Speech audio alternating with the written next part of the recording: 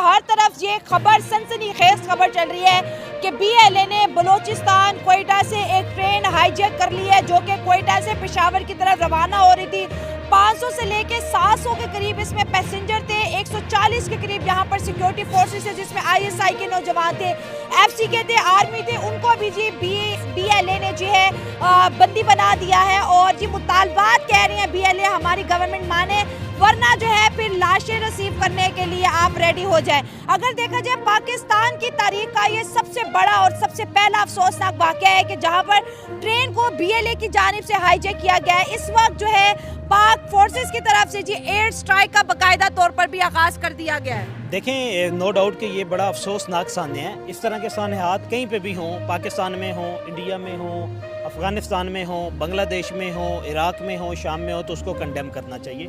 Civilian की involvement या civilian की कैजुअलिटीज़ जो होती हैं वो हर जगह पे आप ये कह लें कि काबिल मज़म्मत होती हैं। और ये वाक़यात बलूचिस्तान में ये नो डाउट जिस तरह आपने बताया पाकिस्तान के अंदर BLA की मूवमेंट होती है या बलूचिस्तान के अंदर जो है आर्मी को टारगेट किया जाता है, सिक्योरिटी फोर्सेस के ऊपर अटैक किए जाते हैं। अब तो सिविलियंस तक ये अटैक आ पहुंचे हैं। तो बात जो है यहाँ के हमारे नेशनल मीडिया के जो स्पोक पर्सन होते हैं वो सीधा बात करते हैं इंडिया के ऊपर कि इंडिया नहीं चाहता कि बलूचिस्तान के अंदर जो है अमन आए। और आज भी इंडिया TV के ऊपर, इतने बड़े चैनल के ऊपर पाकिस्तान के लोग बैठ के जब इंडिया पूछ रहा था कि बड़ा अफसोसनाक वाकया है, बताएं कि क्या खबर है, तो उनका ये मानना था कि आप लोग करवा रहे हो। देखें, आप ये कह लेना किसी और को टारगेट करना ऐसे मामला आते हैं जब ऑलरेडी जो है ना लाखों लोगों की जुबानी ये चीज चढ़ी हुई है, सैकड़ों लोगों की जान खतरे में है और सामने वाले को टारगेट करना। देखिए, ला कानूनियत जो है ना, पहली बात यह है कि जब आपका अपना घर ठीक ना हो ना तो आप हमसाये के घर में पत्थर ना फेंकें। अब मसला ये है ना कि BLA हमारा फर्स्ट तो वो हमारा इंटरनल इशू है।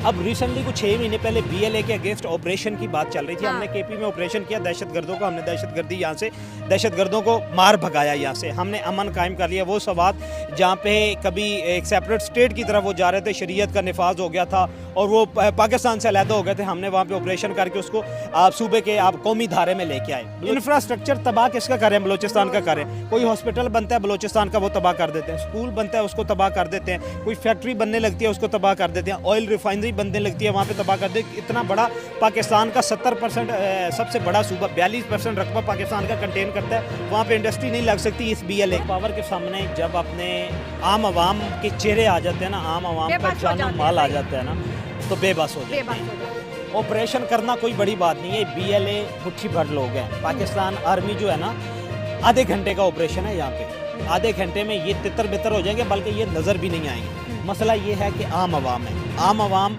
वो कहते हैं ना कि खून अपना हो या पराया, नस्ल आदम का खून है आखिर। जंग मशरिक में हो या मगरिब में, रूह तामीर ज़ख्म खाती है। मसला यही है कि खून हमारा है, बलोचियों का है, सिंधियों का है, KPK वालों का है, इंडियंस का है, अफ़गानियों का है, बंगालियों का है या कश्मीरियों का है। वो नस्ल आदम का खून है और नस्ल आदम के खून को बचाने के लिए ये तो नस्ल आदम के दुश्मन है ना। ये सेपरेशन मूवमेंट जो है इसको इंडिया भी सपोर्ट नहीं करेगा, इसको अफगानिस्तान भी सपोर्ट नहीं करेगा, जहाँ पे कॉमन पब्लिक की वॉर रास्तों में चलती रहती है जंग। जब बॉर्डर पे होंगे मिलिट्री टू मिलिट्री लड़े, आपने लड़ना है तो आप बॉर्डर पे चले जाएं। आप पाकिस्तान और इंडिया की दुश्मनी, आप इंडिया के सामने बॉर्डर पे चले जाएं। अफगानिस्तान के साथ स्ट्राइक करनी है, उनके सामने बॉर्डर पे चले, मिलिट्री के साथ लड़े, मिलिट्री लड़ेगी। लेकिन जहाँ पे कॉमन पब्लिक आ जाती है वहाँ पे रियासत बेबस हो जाती है।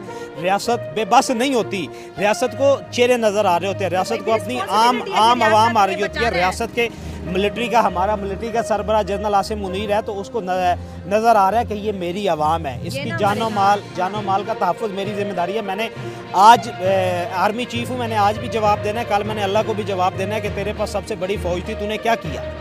वज़ीर आज़म है, उसके सामने होगा कि उसने भी जाके जवाब देना है। मसला ये है कि अगर हम ये दुआ करते हैं कि ये मामला डायलॉग की टेबल पे हल हो जाए, कुछ देना भी पड़ता है रियासत को, तो वो देना चाहिए।